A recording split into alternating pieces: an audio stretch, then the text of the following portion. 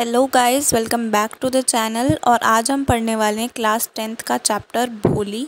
ये बहुत ज़्यादा अच्छा चैप्टर है, इसकी एंडिंग बहुत ज़्यादा अच्छी है and when I was in 10th class it was my favourite chapter. So let's start. इसमें एक बच्ची की बात हो रही है जिसका नाम है सुलेखा, बट वो नॉर्मल चाइल्ड नहीं है, वो एक स्पेशल चाइल्ड कह सकते हैं हम है। जब वो 10 मंथ्स की थी तो वो अपने बेड से गिर गई थी और उसके सर पे चोट लग गई थी जिस वजह से वो नॉर्मल नहीं है। और फिर जब वो 2 साल की थी तब तक वो बहुत ज़्यादा प्रिटी थी, बट फिर उसको स्मॉल पॉक्स का अटैक आया और उसके चेहरे पे निशान पड़ गए और उसकी ब्यूटी कम हो गई, या फिर कह सकते हैं बिल्कुल ख़त्म हो गई।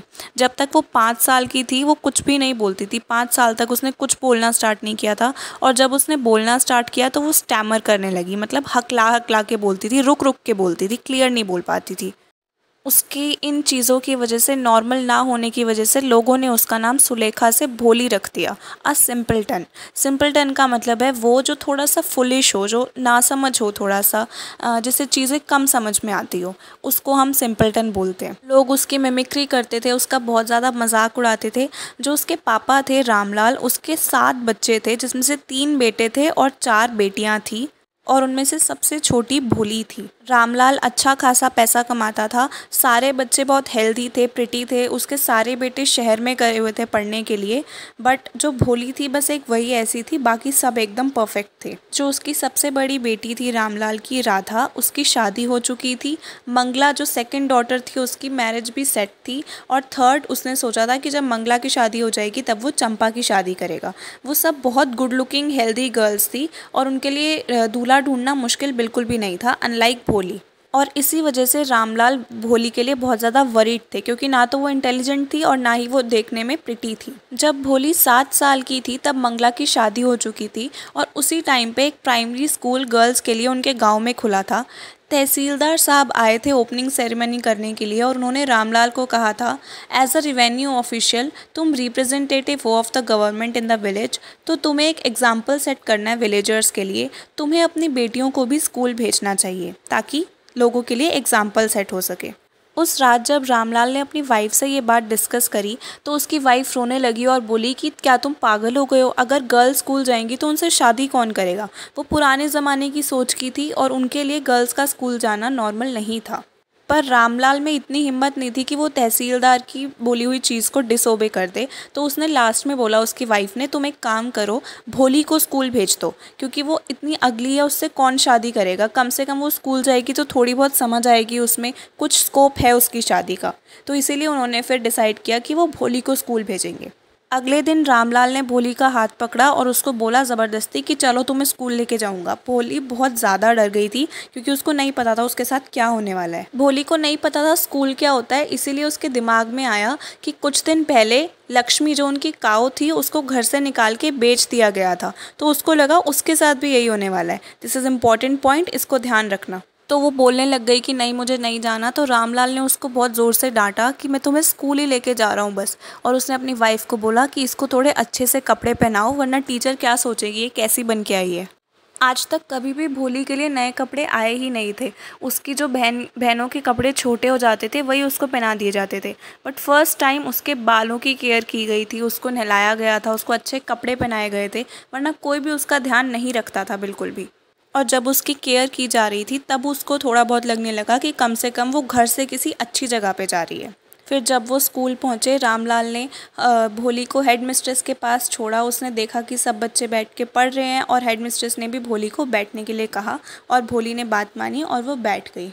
भोली को नहीं पता था स्कूल क्या है, बट उसने आसपास अपनी एज के बच्चे देखे, बहुत सारी गर्ल्स देखी, तो उसको खुशी हुई कि इसमें से कोई ना कोई तो मेरी फ्रेंड बन ही जाएगी। टीचर जो थी वो बच्चों को पढ़ा रही थी, पर भोली को कुछ भी समझ नहीं आ रहा था। भोली आसपास की चीज़ों को नोटिस कर रही थी, वहाँ पे जो पेंटिंग्स लगी थी वो सब, जिसपे एक हॉर्स था, तो उसको याद आया कि इसी हॉर्स पे, ब्राउन कलर के हॉर्स पे तहसीलदार आता है। उसको पैरट्स दिखे तो उसको याद आया ये पैरट्स उसने देखे हैं ग्रीन कलर के। उसके नेबर में गोट है ब्लैक कलर की, उस गोट की भी फ़ोटो है, और वो उस सब पे देख के स्माइल करने लगी। और उसने तभी नोटिस किया कि उसके साइड में टीचर खड़ी है जो उसको देख के स्माइल कर रही है। टीचर ने बोला, what's your name little one? She stammered and said, po po po, she was like this. Then उसने रोना स्टार्ट कर दिया, उसको हेल्पलेस सा फील हुआ कि अब मैं क्या करूँ, क्योंकि वो आंसर नहीं कर पा रही थी। उसने एक कॉर्नर में बैठ के बस अपना सर नीचे रखा और बाकी गर्ल्स को वो देखने की हिम्मत ही नहीं कर पा रही थी, क्योंकि उसको पता था सब उस पर हंसने लगेंगे। फिर जैसे ही छुट्टी के लिए बेल बजी, सब लड़कियां बाहर भागने लगी। स्करीड आउट का मतलब है तेज़ी से बाहर भागना। बट भोली वहीं बैठी रही जहाँ वो बैठी थी, सर नीचे करके। जब टीचर ने भोली से बोला गेट अप, तब वो एक कमांड नहीं थी, that was just a friendly suggestion. इसमें यही लिखा हुआ है कि भोली गॉट अप। टीचर ने ये बोला और उसने जिस तरीके से बोला, सॉफ्टली बोला भोली को, उस तरीके से भोली से आज तक किसी ने बात नहीं करी थी और ये चीज़ भोली के दिल को छू गई। भोली को इतना अच्छा लगा, उसको ऐसा लगा कि उससे कोई अपना बात कर रहा है, जैसे कि उसको आज तक कभी ट्रीट नहीं किया गया था, वैसे ट्रीट किया गया उसके टीचर के द्वारा। फिर टीचर ने उससे उसका नाम पूछा, उसने बोला ना टेल मी योर नेम, और पूरी बॉडी में पसीने आने लग गए भोली को। वो फिर से स्टैमर करने लगी और उसकी टीचर ने उसको एनकरेज किया, well done, you can say it, come on now tell the full name. और उसने फाइनली फुल नेम बोल ही दिया, भोली। और उसने थोड़ा सा उसको ऐसा अचीवमेंट जैसा फील हुआ कि उसने एटलीस्ट अपना पूरा नाम बोला फर्स्ट टाइम। टीचर ने उसको उस बात पे भी शाबाशी दी और उसको बोला कि अपने मन से डर निकाल दो, तब तुम कुछ भी बोल सकती हो। और भोली ने उसकी तरफ देखा एज इफ वो उससे पूछ रही हो कि क्या सच में मैं ऐसा कर सकती हूँ। और फिर उसकी टीचर ने बोला हाँ बिल्कुल, बस तुम डेली स्कूल आना और तुम ये कर पाओगे। और तब भोली ने फिर से सर हिलाया तो उसकी टीचर ने बोला नहीं, मुझे आवाज़ से बोलो, आवाज़ सुनाई देनी चाहिए। तब उसने बोला येस, भोली ने। और उसके बाद टीचर ने उसको एक बुक दी जिसमें सारी पिक्चर्स बनी हुई थी, बहुत सारे कलर्स थे, एनिमल्स की पिक्चर्स थी। और उसमें भोली को एक काऊ दिखी, उसको अपनी लक्ष्मी जैसी लगी वो, कि ये तो मेरी लक्ष्मी है। उसकी टीचर ने बोला कि विद इन 1 मंथ तुम एकदम अच्छे से इस बुक को रीड कर पाओगी और उसके बाद मैं तुम्हें बड़ी बुक दूंगी, फिर उससे बड़ी बुक दूंगी, बस तुम्हें डेली स्कूल आना है, फिर तुम सब बोल पाओगी और तुम्हारे ऊपर कोई नहीं हंसेगा और तुम बिल्कुल भी स्टैमर नहीं करोगी। अब घर जाओ और कल सुबह स्कूल टाइम पे आना। भोली को ऐसे लगा जैसे मंदिर की घंटियाँ बज रही हैं, फूल खिल रहे हैं। उसका जो हार्ट था वो एक न्यू होप के साथ भर गया पूरा, उसको एक न्यू लाइफ दिखी। और इसी के साथ कहानी में आता है ट्विस्ट। काफ़ी साल बीत जाते हैं और अब जो विलेज है वो एक छोटा सा शहर बन जाता है और जो प्राइमरी स्कूल था वो एक हाई स्कूल में कन्वर्ट हो जाता है। भोली भी बड़ी हो जाती है, वहाँ पे एक सिनेमा हॉल भी बन जाता है उनके टाउन में। और अब बात आती है भोली की शादी की। तो एक दिन रामलाल डिनर के टाइम पे अपनी वाइफ को क्या कहता है कि क्या मुझे बिशाम्बर का प्रपोज़ल एक्सेप्ट कर लेना चाहिए। उसकी वाइफ बोलती है हाँ, भोली बहुत लकी होगी अगर वो इतने ज़्यादा अमीर घर में शादी होगी भोली की। उनकी एक बहुत बड़ी शॉप है, उनके पास बहुत सारा पैसा है, वो डाउरी भी नहीं मांग रहे हैं। बट जो वो लड़का है एक्चुअल में आदमी है, उसकी एज भोली के पापा के जितनी है और उसका एक पैर भी ख़राब है। ही ऑल्सो लिम्स का मतलब है उसका एक पैर ख़राब है, वो लंगड़ा के चलता है। और जो उसकी पहली वाइफ के बच्चे हैं वो काफ़ी बड़े हो चुके हैं। वो ऐसे इंसान से भोली का रिश्ता करने की बात कर रहे थे, देख रहे हो आप। तो भोली की मम्मी बोलती है तो क्या हो गया, 45-50 का तो होगा वो, ये कोई ज़्यादा एज थोड़ी ना है। और हम तो लकी हैं कि वो दूसरे गांव का है, उसको भोली के बारे में नहीं पता कि उसमें कम सेंस है और उसके ऊपर पोक मार्क्स हैं, इस सब के बारे में उसको नहीं पता। अगर अभी हमने भोली की शादी नहीं कराई तो वो पूरी ज़िंदगी अनमैरिड ही रह जाएगी। Yes but I wonder what Bholi will say. पर उसके पापा बोलते हैं पर मुझे डाउट है कि भोली क्या कहेगी, क्या वो हाँ करेगी। उसके बाद वो बोलती है भोली की मम्मी कि क्या मैटर करता है वो कुछ बोलेगी या नहीं कहेगी, उसको कुछ समझ नहीं है, वो एक डम्प काऊ की तरह है जिसको कुछ भी नहीं पता उसके साथ क्या हो रहा है। और भोली एक कोने में खड़ी होकर ये सारी बातें सुन रही थी अपने पेरेंट्स की। अब जो बिशाम्बर था वो तो पैसे वाला था, तो वो बहुत बड़ी पार्टी सी के साथ आया, अपनी बारात में बहुत सारे फ्रेंड्स के साथ आया और बहुत डेकोरेटेड था उसका हॉर्स, जिसको देख के जो रामलाल था वो बहुत इम्प्रेस हो गया ये सब देख के। रामलाल को विश्वास ही नहीं हो रहा था कि भोली के लिए ये सब हो रहा है, उसने कभी ये सब सोचा ही नहीं था। और भोली की जो चारों बहनें थी वो उसको देख के जेलस हो रही थी कि ये कितनी लकी है, ऐसी ग्रैंड वेडिंग तो हमारी भी नहीं हुई जैसी इसकी हो रही है। और फिर जब शादी शुरू हुई, पंडित ने बोला दुल्हन को लाओ, तब सिल्क की रेड साड़ी में भोली आई जिसने वेल लिया हुआ था। What is well? Well is घूंघट। उसने घूंघट लिया हुआ था, अपने हाथ में वो गार्लैंड लेके आई। गार्लैंड मतलब माला जो होती है फूलों की, वरमाला, वो लेके आई। एक लड़की ने भोली के फेस से व्हील हटाया और सर पे रख दिया उसके। और तभी भोली को देख के बिशाम्बर ने अपने फ्रेंड से बोला ये तुमने देखा है इसको, ये कैसी है, इसके तो फेस पे सारे निशान हैं। तो बिशाम्बर के फ्रेंड ने बोला तो तुम भी कोई यंग नहीं हो। फिर बिशाम्बर अपनी असलियत दिखाता है। वो बोलता है अगर जो भी हो, अगर मुझे इससे शादी करनी है तो इसके फादर को मुझे 5000 रुपीज़ देने पड़ेंगे, एज अ डाउरी वो मांग रहा था।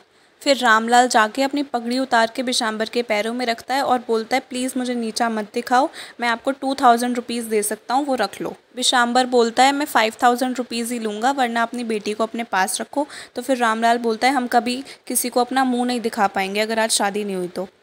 रामलाल रोने लगता है, जाता है, पैसे गिनता है और दूल्हे के पैरों में रख देता है। अब बिशाम्बर के लालची चेहरे पे एक ऐसी स्माइल आती है कि जैसे वो जीत गया हो। ट्रियम्फेंट स्माइल मीन्स जीत वाली स्माइल, विनिंग स्माइल, जैसे कि उसने कोई जुआ खेला हो और वो जीत गया हो। फिर वो बोलता है गिव मी द गार्लैंड, उसने अनाउंस करा मुझे अब 2 वरमाला पहनाऊंगा। एक बार फिर घूंघट ऊपर किया जाता है ब्राइड के द्वारा, बट इस टाइम कोई भी डर नहीं होता। इस टाइम वो सीधा देख रही होती है, अपने होने वाले दूल्हे को देख रही होती है, सामने देख रही होती है, नज़र से नज़र मिला के। जैसे ही बिशाम्बर भोली को वरमाला पहनाने जाता है, वो फटाफट से वरमाला को अपने हाथ से पकड़ती है और गुस्से में आग में फेंक देती है, एकदम हीरोइन की तरह। वो खड़ी होती है, अपना घूंघट उतार के फेंकती है और बोलती है पिताजी, एकदम क्लियरली, बिना स्टैमर हुए, एकदम क्लियर कॉन्फिडेंट आवाज़ में बोलती है। उसके सारे रिश्तेदार देखते रह जाते हैं कि इसने एकदम क्लियरली बोला, बिना स्टैमर किए। वो बोलती है पिताजी अपने पैसे वापस ले लो, मैं इनसे शादी नहीं करूँगी। रामलाल एकदम शॉक्ड रह गया। जो गेस्ट थे उन्होंने विस्पर करना स्टार्ट कर दिया कि ये कितनी बेशर्म है, कितनी अगली है, कैसे बोल रही है। रामलाल चिल्लाया कि भोली क्या तुम पागल हो गई हो, क्या तुम अपनी फैमिली की इज़्ज़त डुबाना चाहती हो, थोड़ी तो हमारी इज़्ज़त का वो रखो। उसने बोला I have some regard for our इज़्ज़त। तो भोली बोलती है कि आपकी इज़्ज़त के लिए ही मैं इस लेम आदमी से शादी करना चाह रही थी, पर मैं ऐसे इंसान को जो इतना लालची है, ऐसा कावर्ड है, मैं उसको कभी भी अपना एज अ हस्बैंड एक्सेप्ट नहीं करूँगी, नहीं करूँगी, नहीं करूँगी, ऐसा भोली ने बोला। पीछे से एक औरत बोलती है कि कितनी ज़्यादा बेशरम लड़की है, हमें तो लगा था कि एकदम डंप काऊ है जो कुछ किसी को नहीं बोलती। तभी भोली बोली हाँ आंटी आप बिल्कुल सही बोल रहे हो, पर ये अब डंप ड्रिवन काऊ जो थी अब ये बोलने लगी है, क्या आपको और सुनना है। और ये करारा जवाब सुनने के बाद बिशाम्बर तो चला गया अपनी पार्टी को लेके। उसने सोचा कहीं अब ये मेरे पे ही ना बिल फूटे, इसलिए मैं तो निकलूँ यहाँ से। रामलाल ज़मीन पे बैठ गया, वो दुखी हो गया, शर्म के मारे ज़मीन पे बैठ गया। वो जो आग थी वो भी धीरे धीरे बुझने लगी, बंद होने लगी, सब चले गए। और उसके बाद रामलाल ने भोली से बोला कि अब तुम्हारा क्या होगा, तुमसे तो कोई भी शादी नहीं करेगा। और तभी सुलेखा ने बोला कि पिताजी आप टेंशन मत लो, मैं आपकी और मम्मी की सेवा करूंगी आपकी ओल्ड एज में, और उसी स्कूल में पढ़ाऊंगी जिस स्कूल ने मुझे इतना काबिल बनाया। और यहाँ पे उसका नाम भोली की जगह सुलेखा क्यों दिया, क्योंकि अब वो भोली नहीं रही, अब वो समझदार हो चुकी है। इस चीज़ पे बहुत ज़्यादा ध्यान देना। साइड में जो उसकी टीचर खड़ी थी उसने उनको बोला इज़न्ट इट राइट मैम, और उसने बोला येस ऑफ कोर्स। और उसकी स्माइलिंग आइज़ में एक इतनी डीप सेटिस्फैक्शन थी जो एक आर्टिस्ट को मिलती है जब वो अपना मास्टरपीस कंप्लीट कर लेता है। बहुत प्यारी लाइन है ये, satisfaction that an artist feels when contemplating the completion of her masterpiece. And that was it for this beautiful chapter. और मैं आप लोगों को सजेस्ट करूँगी इसकी जो इंपॉर्टेंट क्वेश्चंस वाली वीडियो आएगी वो प्लीज़ देख लेना, क्योंकि उसमें मैं काफ़ी अच्छे से आंसर्स बताऊँगी जो आप ज़रूर लिख सकते हो अपने एग्ज़ाम्स में। Thank you, keep studying.